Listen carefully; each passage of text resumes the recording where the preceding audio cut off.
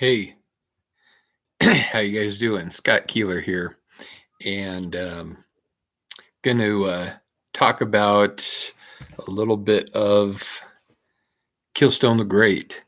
And I made some videos early, and I'm probably going to delete them off the internet because I was just excited to get some information out there. I have to come clean and say that the information I got came from a person. I'm just going to say the initials FL. I'm not, he did not want me to talk about, who he was or give his information out. Apparently, I'm just going to put this out here. Apparently, he is concerned for his safety. He's concerned for bringing this information out. And of course, there's not even going to be that many people that see this yet. Uh, I'm going to make a few videos and then I'm going to start publicizing them on my Facebook page and just let a few people see or just listen to the story that is going to be about Kilstone the Great. First of all, I will say that previous video, I alluded to the fact that I got some documents from Scotland. It was not actually me. It was FL. And I'm just going to refer to it as him from now on. So he and him, he got some documents from a trip he made to Scotland. And he was in Edinburgh. And he also went to another small community, and I'm going to have to look it up because I can't remember what it was. So I will get back with him and maybe put that out there, maybe not. Maybe he doesn't quite want that because Edinburgh is kind of a big place in Scotland. The tiny suburb he was at,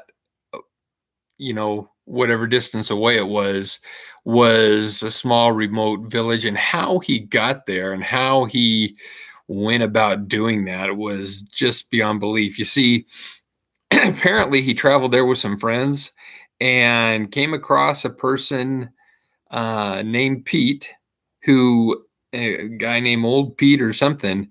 And again, this may get the powers that be a little upset because apparently Pete had some documents about this guy Kilstone the Great, and why it has been covered up for all these years, I have no idea.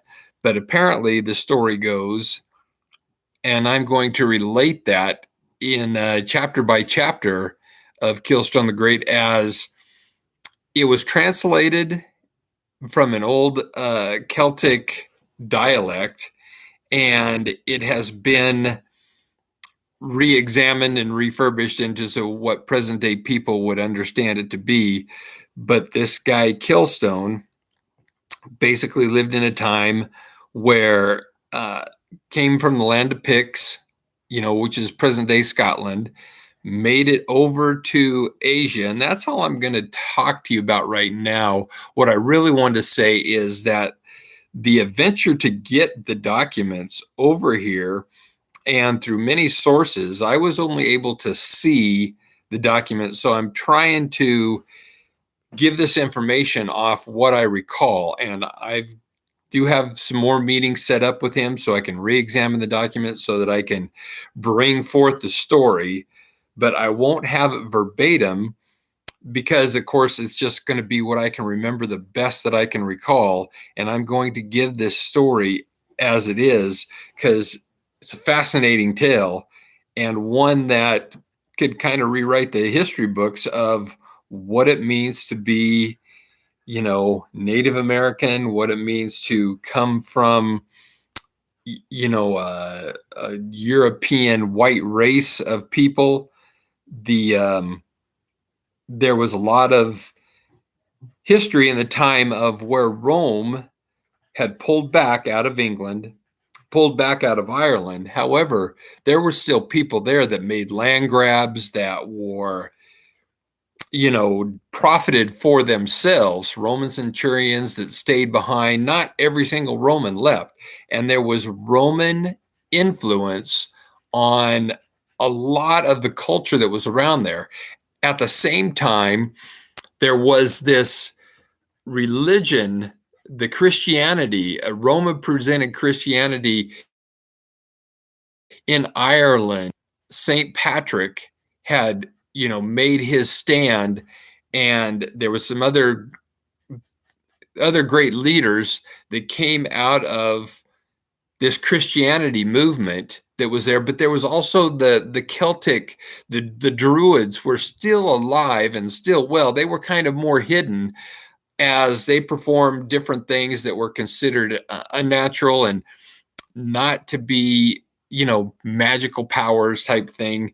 I don't know what they did, but again, the two didn't mesh with each other. There was a transformation that was starting.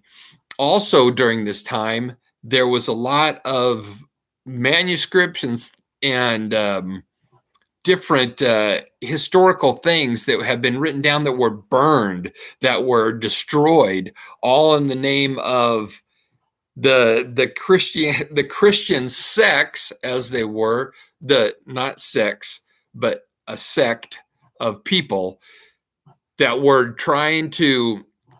Some of them just did not want to have anything that was ever written down, and they wanted to burn it all because it had Druid type propaganda in it and that kind of thing. However, so not all the Christian sects, it's hard to say that without saying the word sex, but sect, they did not all agree on what was that, and some tried to preserve it. St. Patrick himself actually was one of the reasons that we still have any of the written historical documents at all, because he saved so much from just different hordes of people that were trying to destroy stuff. So I kind of digress, but the story goes that in this story of Kilstone that had been passed down, and it's kind of interesting, it's the same time that around the time that King Arthur was supposed to have taken place. Now, of course, King Arthur, wasn't really popularized till the 13th, 14th century by Geoffrey Monmouth. He's the first one that wrote some documents about King Arthur. So speculation has gone back and forth. Was there a real King Arthur? That kind of thing.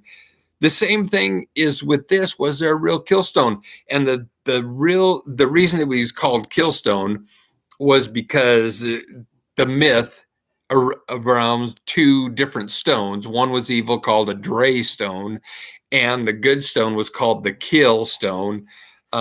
It's an Irish name. So as Geoffrey Kelly was able to be the one that was able to possess this stone and use it for the greater good for the most part. And again, in the origin story, I talk about how there was a sliver of negativity, and I'll go through and redo the origin story again, as I don't think I completely had it correct when I first did it.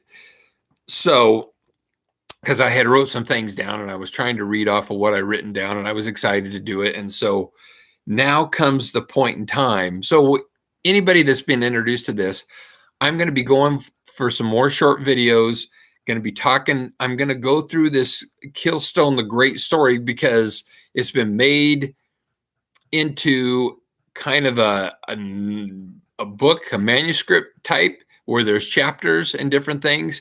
Again, my buddy, he FL, his initials,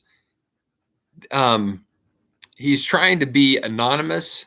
He's trying to stay away because apparently the powers that be chased him out of Scotland when he had these documents. Apparently somebody wanted to stop him from bringing them over to ever producing any kind of written, oral, or any kind of book form that talked about Kilstone the Great. And why this happened, I have no idea. But we're going to explore that. And again, if the powers that be find this and they come after me, Look, I don't have it. I don't have any of the documents.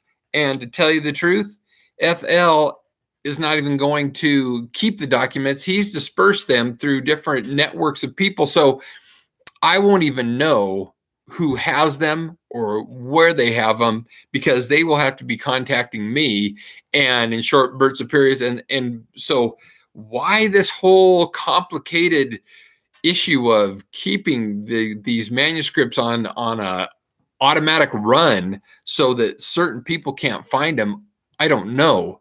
But I'm going to tell you what, I'm going to produce these out here on YouTube anyway, because it's a fascinating story and I want to tell it. So if you come after me, you're not going to get much. I'm just saying, just saying. And the videos are coming out.